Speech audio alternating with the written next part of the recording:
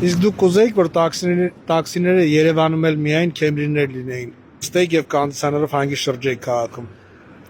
Եթե այո, գրիր մեկնաբանությունում։ Օրինակ ես կարծում եմ լավ կներ, եթե այդքան բարեկային մեքենաների փոխարեն, այդքան նոր մեքենաներ, քեմրիներ եւ շկոդաներ բերելու փոխարեն կարելի էր այդ գումարով գնել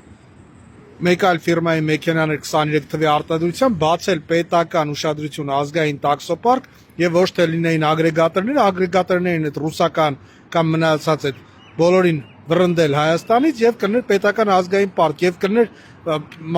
պետական աշխատող վարորդներ, ովքեր կստանային աշխատավարձ, կգային նորմալ գործի,